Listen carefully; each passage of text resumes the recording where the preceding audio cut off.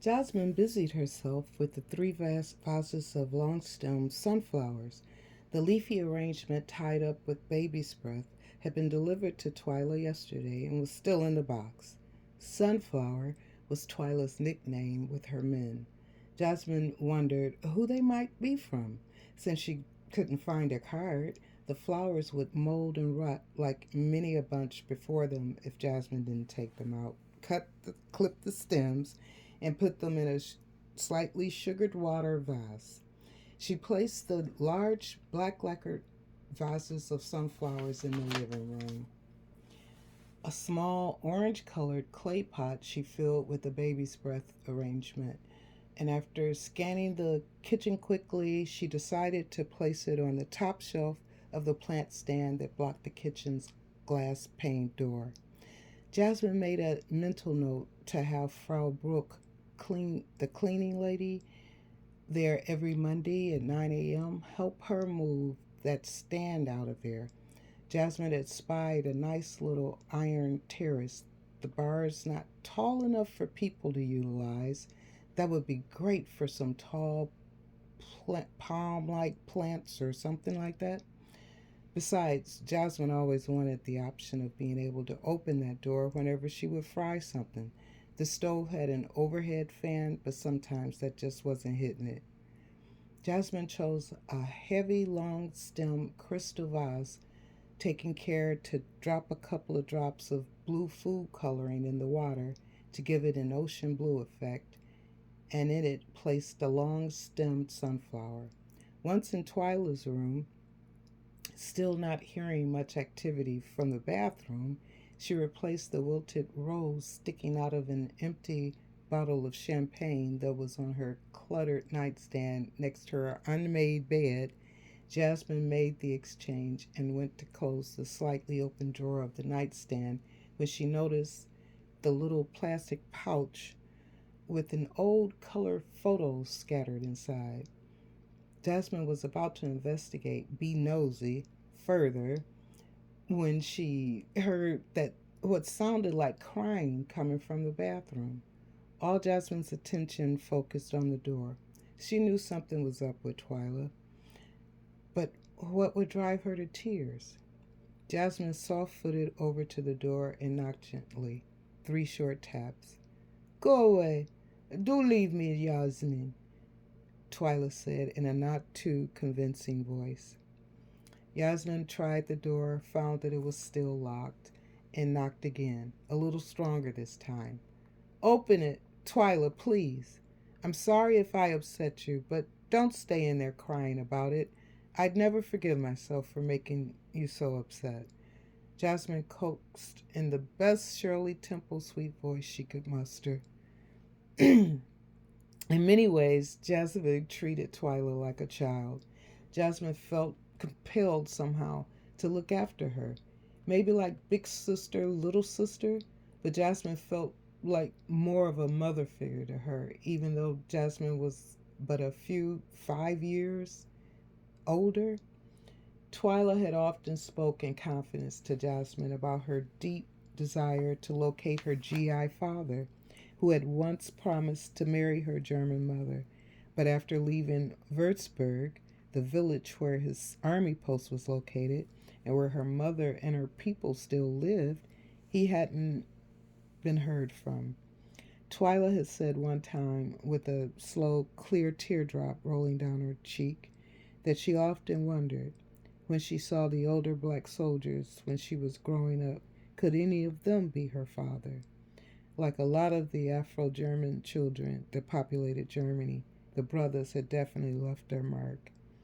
Open the door, Twyla, Jasmine said gently but firmly. She heard the click of the lock. Jasmine went in and saw Twyla sitting in her bathtub, with her robe hanging loosely around her nude body, weeping in her hands. Talk to me, Jasmine demanded. Do don't talk. Do say, do this, do that. I don't know. I don't want you here now, Jasmine said through tears and the waving of her hands. Twyla, look, if you want me to leave, I'm out of here. But first, you must tell me. Please, why are you crying? Really? Something told Jasmine this wasn't about her. Oh, Jasmine, he said I must rouse, go from here. This that if I no pay Geld, he throw me out on Strasse. Twilight said, mixing English and Deutsch, meaning enough for Jasmine to almost understand. Who? Uva? Uva? Jasmine asked the still crying Twyla. Yeah, yeah. The Uva say this. He don't want me to. He don't want to be with me. I want to be free from he. For Yera, I met Uva. I know him. When I just little mention. Now I woman. I want to be free, free to live. Twyla confessed. Jasmine paused, looking at Twyla with surprise and shock. She was thinking of what that meant for her as well. Why now? She asked. He don't say me why.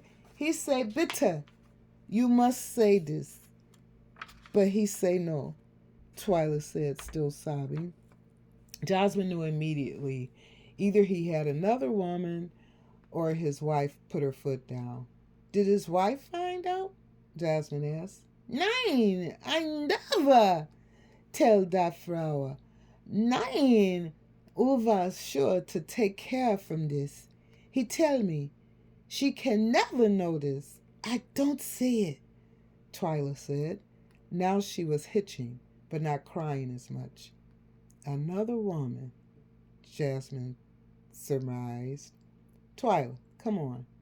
It will be all right. Calm down, Shotzi, Jasmine said, taking Twyla by the shoulders, hugging and rocking her gently. After Jasmine thought she had calmed down some, she suggested Twyla come out to the kitchen where Jasmine made her hot chocolate.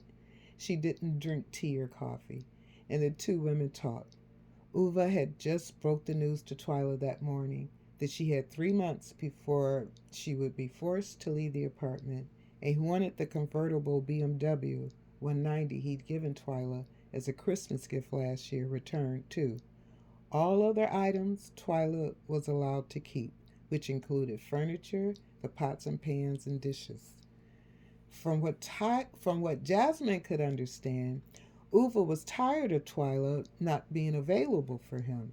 For the past year or so, Twyla had become a bit of a jet setter, with Lisa usually dragging her along to the Grand Prix races all over Europe, since Sasha had a passion for the track, and Jasmine guessed old ugly ass Uva got tired of not having his on-call pussy available like he wanted it and found somebody else for that. But Twyla had been with him for 5 years. That didn't seem fair somehow to Jasmine, that he could dismiss Twyla so easily. Unless, do you think you could get him to come over here tonight, Twyla? Jasmine asked nonchalantly. He might. He want to do this? He want me in bed tonight. I say nine, Twyla said after sipping more of the warm chocolate milk from her cup. Jasmine had needed to refill the cup twice since they sat down. Twyla, listen to me and trust me on this. Get him over here tonight, and I guarantee you that your worries will be over from Uva, Jasmine said with a gleam in her eye. Was? Was du? Twyla questioned, but Jasmine could tell from a little smile that wanted to peek through. Twyla was interested.